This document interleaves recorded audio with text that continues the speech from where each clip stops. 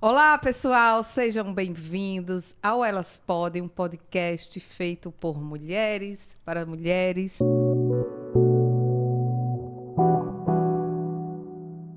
Eu sou Josuída Carvalho, professora e enfermeira, especialista na área de saúde da mulher, e estou aqui com minhas amigas. Daniele Seabra, sou médica, trabalho com medicina do estilo de vida, pós-graduada em nutrologia. Eu sou apaixonada pela vida saudável e também por essa conexão com as pessoas que elas podem estar tentando proporcionar. E eu sou Andréa Mello, sou pediatra, facilitadora de meditação para crianças e adolescentes e sou amiga de Josie e de Dani. Então, vamos lá, nós três aqui hoje, né, para falar de um tema bastante importante e intrigante e um pouco desconfortável, né? A medida para beleza, gente, o que é que mede essa beleza feminina, né? Essa pressão pela beleza que a gente sofre. E, a partir disso, falar um pouco sobre um termo que é recente, e que eu particularmente tive contato com esse termo recentemente, e a primeira vez que eu ouvi me causou um certo estranhamento, que é a gordofobia, né? Por quê? Porque eu, por trabalhar com medicina do estilo de vida, por entender a importância e o impacto do tratamento da obesidade, quando eu escutei isso, de uma certa forma eu pensei, poxa, estão querendo romantizar a obesidade. Né? Assim, a gente tem que tratar a obesidade como doença. Já é uma dificuldade a gente fazer com que o obeso, né, ou a mulher obesa tenha esse entendimento de que ela tem uma doença. Aí vem o termo gordofobia e as pessoas ficam discutindo isso. Mas aí então eu parei para refletir.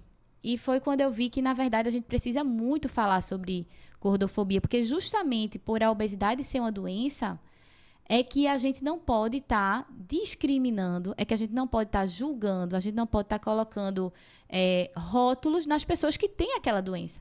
Elas são pessoas, né, que têm uma doença, e a doença só faz parte ali da sua trajetória. Né? Então, aí eu fui me conectando mais com esse sentido da gordofobia. E aí eu queria perguntar, vocês já têm vivência com esse tema? Vocês já ouviram isso? Né? O que é gordofobia para vocês? Quer falar? Posso falar? Esse tema, esse título, né? Essa palavra realmente causa um pouco de estranheza, né? Se você for falar medo da gordura, né? O que danado quer significar isso? Mas eu entendo como se fosse, na verdade, uma rejeição, né? As pessoas que não se enquadram no peso adequado, né? No IMC, enfim, na definição de peso para a saúde, algo saudável, né? Então, seria realmente assim, a discriminação que essa pessoa sofre, né? Em todos os âmbitos, profissional, né? Afeta a sua vida sentimental, seus relacionamentos, autoestima, né? E ela enfrenta uma série de dificuldades para, eu acho assim, para essa pessoa conseguir mostrar quem ela é, né? Porque ela já é rotulada e já é deixada de lado, já é discriminada. Eu acho que é bem por aí, realmente. E você, Josi, o que é que você acha, assim? Essa palavra, para mim, tem sido nova, né? Ultimamente, muitas novas palavras vêm sendo né, colocadas aí na mídia. Mas a gente pensa que essa questão da fobia, como a Andrea fala, eu costumo dividir a palavra no meio, gente, para entender o conceito dela, a origem. Uhum. E aí o medo de engordar. E aí, para mim, me remete ao medo, especialmente da mulher, de engordar e tudo o que essa mulher faz para que isso não aconteça. Né? Porque acaba que a gente tenta entrar num padrão que é estabelecido. Mas, quando a gente fala da obesidade, como a doutora Daniela está trazendo, gente, que é realmente um agravo à saúde, e hoje, mais do que nunca, quando a gente, lá na atenção básica, por exemplo, a gente vivencia isso hoje como uma política de saúde, gente, porque é um problema de saúde pública no país. E aí, quando a gente fala dessa obesidade, ela está transversal a vários agravos de doenças crônicas não transmissíveis. Isso. E que é base disso. Aí a preocupação vem muito disso. Então eu fico entre entender a questão do ser obeso é uma doença e vamos tratar isso como doença que é, ou daquela pessoa que ela está acima do peso, está sobrepeso, ou ela não está encaixada dentro da caixinha da Barbie, né? E como isso também vai repercutir de forma negativa na saúde dessa pessoa.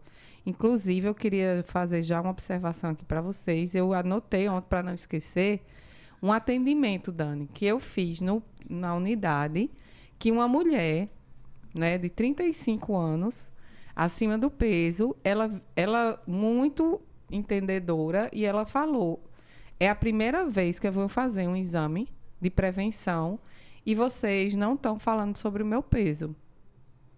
Porque ela tem hereditária, a família, ela se trata, ela se cuida, ela entende que é uma doença, mas ela ouviu, o profissional foi fazer um ultrassom e não encontrou o ovário. Aí disse, também gorda como você é, com o peso que você tem. Então, eu acho que acaba que isso também é um estereótipo negativo que também não ajuda. Certamente. Então, acho que, assim, o que vocês trouxeram, as duas colocam muito, de uma forma muito importante, essa, vamos dizer, essa dicotomia, esse dilema, né, entre obesidade e doença e respeito à pessoa com obesidade. Isso. Não é isso? Porque, então, a gordofobia, eu achei muito interessante a sua fala, Josi. O medo de engordar e tudo que a mulher vai fazer para não engordar. Então, veja, isso já é uma outra problemática, né? Ou seja, quantas estratégias, quanto você vai sacrificar a sua saúde, como a gente sabe que as pessoas estão fazendo por aí, fazendo automedicação, né? Usando tudo que alguém diz que funciona, sem saber nem qual é a procedência do produto, o que é que tem. Inclusive, alguns medicamentos que vendem sem receita. Exatamente. Que são caríssimos, que tem um nome chamado Ozempic. Ou pegando medicamento de outras pessoas, né? A pessoa deixou de usar, me dá aqui que eu vou usar também. Então, essa busca, né, pelo corpo ideal, essa tendência de querer obedecer ao padrão de beleza, né? E essa aversão ao sobrepeso que pode levar aí a outros transtornos, inclusive transtornos de imagem corporal, que são transtornos psiquiátricos, inclusive. Mas a gordofobia, eu acho que ela merece esse momento, né, da gente discutir, muito pelo que a André falou, pela rejeição que a pessoa com obesidade começa a sentir. Por quê? Porque sempre vão justificar que tudo acontece com ela por causa do peso. E aí parece que a pessoa ela não consegue mais ser nada a não ser a obesidade. Ela deixa de ser visível como pessoa e o que visibiliza nela é apenas a obesidade. Então, o obeso ele é estigmatizado como uma pessoa que é preguiçosa, né? Ela só é gorda porque ela não tem força de vontade. Ela só desleixada. É desleixada, é descuidada, né? Não tem vaidade. E quando não tem nada a ver uma coisa com a outra, né? Você falou essa questão da hereditariedade. Então, assim, a gente sabe que existe um componente genético. Não é uma genética assim, meu pai tem, eu vou ter. Né? Minha mãe tem, eu vou ter. Mas é uma tendência genética, né? Em torno de 70%, né, de predisposição genética a pessoa tem para a obesidade. Então, existe muita coisa que a gente não sabe sobre a obesidade. Verdade. Né? Mas o que a gente sabe é que realmente é um problema muito frequente. Hoje, 1 em cada 5 pessoas no Brasil está com sobrepeso ou obesidade. Né? Atinge mais ou menos aí em torno de 20% de homens e mulheres a obesidade. Certo? Então, na infância também está sendo bem, bem prevalente, né? As crianças com obesidade. Isso. Síndrome metabólica, inclusive. Exatamente. Por quê? Porque tem todo um contexto, né, social, cultural, que a gente vem mudando de padrão de alimentação, né, de ter uma vida mais sedentária. Então, a gente passa a vida praticamente sentado hoje em dia. Porque você se locomove sentado. Você trabalha sentado. A criança estuda sentada. Né? E esse padrão de alimentação muito rica em alimentos ultraprocessados, né? Alimentos que já vêm prontos de pacote, então está fazendo com que a gente tenha uma epidemia. Hoje em dia a obesidade é uma epidemia, né? Para não dizer uma pandemia, porque na verdade até os países que têm subdesenvolvimento, que lidam com desnutrição como um problema, hoje em dia lidam com os dois extremos, desnutrição e obesidade. Né? Então, a gente tem que ter esse entendimento de que a obesidade precisa dessa atenção como política pública, como cuidado, mas isso não tem nada a ver com a pessoa que está ali na minha frente. Verdade. Né? Que merece ser respeitada, que tem suas competências, suas habilidades e seus defeitos, independente do peso. Né? Então, acho que esse tema é muito para a gente trazer esse contexto. E aí eu queria trazer, por exemplo, que a ABESO, que é a Associação Brasileira aí para Estudo de Obesidade e Síndrome Metabólica, junto com a SBEM, que é a Sociedade Brasileira de Endócrino, elas fizeram uma pesquisa, um questionário online no ano passado, disponibilizaram na rede e mais de 3 mil pessoas responderam. Dessas 3 mil pessoas que responderam, quase 90% eram mulheres. Então, veja que a gente está bem no nosso público, né? E esse questionário era justamente para saber sobre o constrangimento que as pessoas já vivenciaram por serem obesas.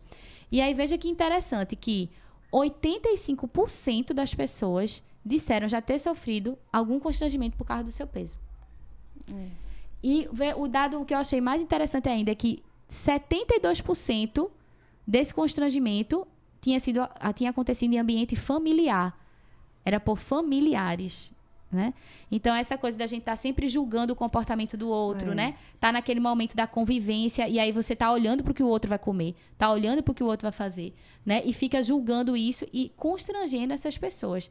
E aí eu queria saber de vocês, se vocês já atenderam alguém que falou, que relatou sobre isso, ou conhecem alguém que teve esse problema de constrangimento por causa do peso. No meu caso, né? Criança, verdade. Em relação à pediatria, o constrangimento maior que a criança passa, pelo menos é o que eu vivencio, né? Tanto no SUS quanto na rede privada, é a questão de bullying, né? Geralmente a criança sofre muito bullying. E eu me lembro até na minha época de colégio também, né? O bullying corria solto e não tinha esse nome, né? Exatamente. É outra palavra nova para problemas antigos. Mas é importante que a gente nomeie para dar uma cara, né? E para a gente poder combater aquilo, né? Se identificar, né? E, enfim. E aí, assim, a maior vítima de bullying na minha época de criança, né? De estudante, eram os obesos, né? E hoje em dia, eu atendo muita criança com autoestima baixa, né? Com isolamento social, para evitar, assim, não que seja autismo, não que seja, mas é realmente a saúde mental. A parte psicológica dela é que é extremamente fragilizada, né? Vai comprometendo, né, a saúde mental da criança, mesmo num período tão... né, fundamental, rico, né, de desenvolvimento. A criança vai querendo se distanciar, né, por conta do seu peso, né? Isso, é meio... E ainda tem os pais aí no meio, né? Sim. Que a gente sabe, quando a gente conversa, pelo menos, hoje a gente, coincidentemente, estava fazendo puericultura. E aí, a mãe já falando com... o bebê tem 4 meses, que já ia começar a introduzir... Introduzir o quê? Massa. É a cultura, eu digo que é a cultura do mingau, né? Um tal do engrossante. E ela amamenta super bem. Pois é a cultura. E como é difícil a gente trabalhar essas questões também culturais. E que, veja, isso é um fator também que contribui para a obesidade hoje em dia. No futuro. Né? No futuro. A amamentação é um fator protetor, né? Para a obesidade no futuro, né? E as doenças crônicas, né, não transmissíveis, muitas delas têm a origem na infância. A maioria, eu diria, né? Essa coisa do estilo de vida, porque o estilo de vida não é uma coisa que você decide ter quando você vira adulta. Hoje eu decidi, eu vou ter o estilo de vida sedentário. É um hábito que você cultivou ao longo do tempo. Você vivencia, Minha gente, né? eu estou decidindo ter um estilo de vida Daniele. Corredora às 5 da manhã, logo mais. Aguardem. Simbora, vou te chamar. Então, justamente, né, essa questão que a Andrea trouxe, né, do prejuízo à saúde mental. Como isso é forte com as pessoas que sofrem obesidade. Né? Verdade. E até recentemente saiu aquele filme com o Brendan Fraser, né, que Baleia, que fala sobre isso, né? Esse isolamento, esse sofrimento. E eu encontrei até, pegando uns materiais aqui para a gente conversar, uma matéria, né, da Universidade Federal do Rio Grande do Sul, que entrevistou mulheres da universidade, estudantes do campus, sobre essa questão da gordofobia. E aí eu separei esse depoimento aqui para falar, para vocês entender a dimensão do problema. Veja, uma menina de 22 anos, estudante de letras da Federal do Rio Grande do Sul, que disse assim: eu cresci ouvindo que eu era grande demais para caber nos lugares, que eu era grande demais para ter roupa do meu tamanho, grande demais para receber afeto. Comecei a transformar isso em um objetivo. Comecei a me fazer pequena para caber nos lugares. Meu Deus. Então, é arrepiante, né? Porque você sente a dor, né, na fala dela. É muito traumático tudo isso, né? E como isso vai impactar a qualidade de vida e do desenvolvimento dela mesma ao longo, na futura adulta. Totalmente, né? E aí a gente vê essa relação ainda mais com o corpo feminino, né? Que aí é a vivência, assim, já existe essa pressão pela, né? Essa aversão ao gordo, aversão, né? À gordura, mas no corpo feminino isso é ainda mais forte. O peso ainda é maior, né? É. E aí você, Josi, que trabalha com saúde da mulher, né? Na atenção básica, o que é que você pode dizer pra gente dessa vivência, principalmente depois que as mulheres são mães, né? Essa é uma parte também que, ainda lembrando dessa mesma paciente, quando a gente fez o citológico, achou o colo, aí ela fez, vocês encontraram o meu colo com espéculo tamanho M. Gente, existe tamanho do espéculo para cada mulher, mas eu disse, por quê? Não, porque a última vez que fizeram, disseram que estava muito difícil de achar por causa da minha gordura. Eu digo, olha, uma gordura abdominal está aqui, o seu colo está aqui embaixo, é outra coisa. Mas veja como o negócio está tão entranhado na cabeça da pessoa. A gente vê muito isso no período puerpério, inclusive, né? A questão do aumento de peso. E para as mães que amamentam, eu acho assim, interessante que muitas falam assim, eita, eu comecei a amamentar, eu perdi peso. E depois parou. Porque ela nunca tinha tido esse peso menor antes da gestação. A amamentação ajuda bastante. E eu disse, qual é a sua preocupação quanto a isso? Que eu estou muito feia, que eu estou desleixada, que meu marido não vai mais me querer, por isso, por aquilo. Porque meu corpo está diferente, porque o corpo muda. Anatomicamente, o corpo muda pós-gestação. Não tem como. Gente, amamentar é lindo, mas não é aquela propaganda do Ministério da Saúde, que aquela mulher está lá com as mamas plenas. Elas vão ir junto. Mas é a gente conseguir conversar isso com as mulheres de forma que elas consigam entender que aquilo ali faz parte do processo naquele momento e que isso pode ser, inclusive, utilizando estilo de vida que vai ajudar. E que o corpo não define a gente, Isso. né? Eu acho que o principal é a gente começar a trabalhar isso, que veja, a obesidade ela é uma doença, então entenda, você tem uma doença, você precisa de tratamento. Você vai discriminar uma pessoa que é diabética? Vai dizer, essa pessoa era diabética porque ela quer.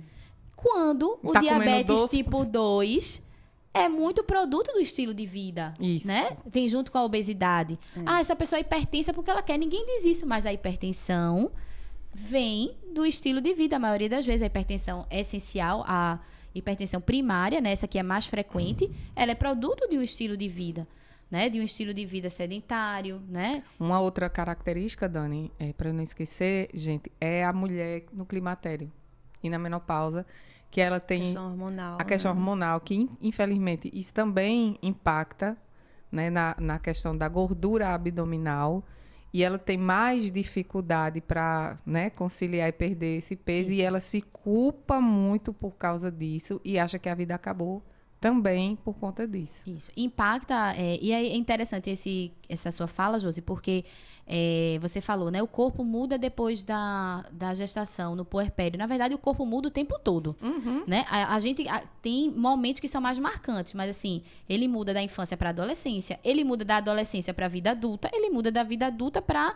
senilidade, né? Isso. Então, essa questão do climatério, da menopausa, então a gente sabe que vai ocorrer uma mudança da distribuição de gordura no corpo feminino, porque a gente deixa de ter os hormônios femininos circulando, né? Eles vão começar a cair e a gente vai começar a ter um padrão de distribuição de gordura semelhante ao masculino, que é justamente esse aumento dessa gordura na região abdominal, né? E aí, quando a gente entende isso, a gente vai começar a entender que o estilo de vida, ele vem justamente, né, para você ir moldando essas mudanças com comportamentos que vão evitar que você venha sofrer com um excesso de peso, né, com o sobrepeso, com essa questão.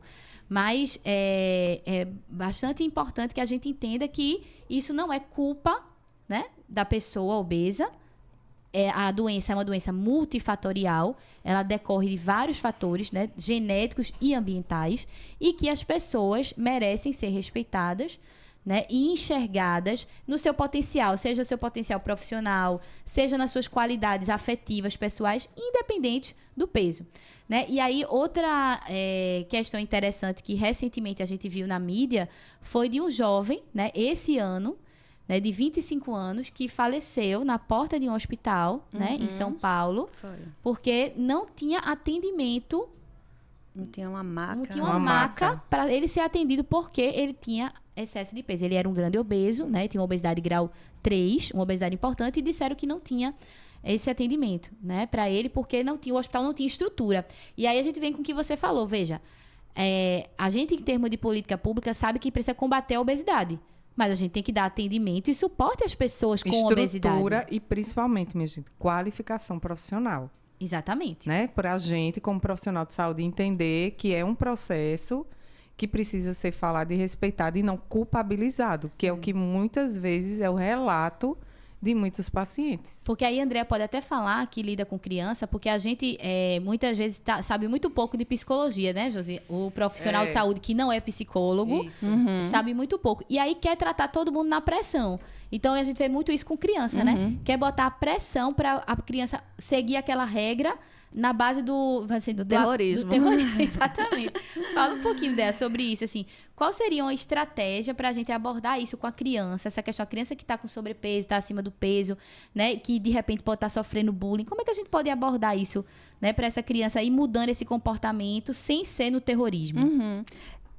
Assim, na minha experiência de ambulatório do SUS, né? E até mesmo no consultório, eu acho que a maior estratégia é a conversa. Né? Porque quando eu tô lá e primeiro assim, a gente procura saber da alimentação, tudinho. Aí a mãe tá vendo, falando pro menino, não pode comer miojo, tá vendo? Aí às vezes eu paro assim e faço, quem é que faz a feira da casa? Né? Porque... Uma pergunta ampla, reflexiva, né? Muito quem é que faz a feira da interessante. casa, né? Quem é que compra o miojo, né? Então, assim, é algo que tem que ser... Às vezes a mudança, né, é familiar. Pois Na maioria das vezes, né? Porque a criança, como eu sempre falo, ela aprende muito mais pelo exemplo, né? Então, assim, é muito fácil virar para o filho, né? Acontece muito no SUS, que eu adoro comer miojo, entendeu? Acredito que também não se refere apenas na área do SUS, mas, assim, é onde eles revelam mais que comem. Mas sabe isso, é uma coisa também interessante, que é porque...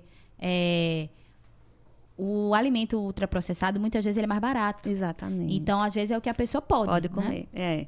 E aí, assim, a gente tenta explicar, né? Conversar, fala de praticar esporte, né? Fala de toda essa parte de sono, né? De trazer a família também para junto, que não é só a criança que está provavelmente com alteração de colesterol, com peso alto, né? Isso aí já é algo que abrange todo mundo. Exatamente. E assim, inclusive, eu também tive uma experiência dessa com a paciente que eu perguntei assim, mas o que é que você acha que pode te ajudar a mudar o teu estilo de vida, a realmente conseguir chegar nesse objetivo? E ela disse, meus filhos me ajudarem. Aí eu disse, mas será que teus filhos têm condição de te ajudar? Minha nossa responsabilidade, hein? Quem é o adulto da situação? Porque tem aquela coisa, não, porque tem que ter pra criança o biscoito recheado. Tem que ter pra criança. Né? Porque tem que ter. Pois é. Então, esse tema de hoje, realmente, gente, é muito amplo, muito apaixonante pra gente falar, porque a obesidade realmente é algo que merece nossa atenção e nosso cuidado, né? Mas eu acho que a gente pode concluir falando essa questão da gordofobia enquanto para profissionais de saúde, como a gente precisa desse olhar de acolhimento para a pessoa com obesidade. Então, se a gente quer, inclusive, tratar de uma maneira efetiva a obesidade, a gente precisa primeiro acolher. Porque enquanto a gente estiver tratando a obesidade como a culpa de alguém, essa pessoa não vai ter um tratamento efetivo. Ela não vai conseguir sair daquilo. Pelo contrário, a gente vai afundar ainda mais esse paciente. Isso. Não ver o paciente só como um obeso, né? É a pessoa está... com obesidade, Exatamente. né? Isso também, a gente falou muito de nomenclaturas novas, isso é uma terminologia nova da saúde pública que eu acho muito bonita, né? Que a gente deixou de nomear as pessoas pela doença e a pessoa com obesidade, a pessoa com diabetes, a pessoa com HIV, porque estamos tratando pessoas. E não Verdade, doenças, né? Então, espero que tenha sido legal para vocês conhecerem um pouquinho sobre a gordofobia, refletirem sobre isso, né? E aí praticarem esse acolhimento que as pessoas estão precisando serem acolhidas, tanto na rede privada quanto na rede pública, né? E sigam o Elas Podem para mais podcasts aí incríveis e polêmicos, tá certo? Na área Atuais. da saúde. É isso aí, gente. Até a próxima. Segue a gente lá, gente. Elas podem.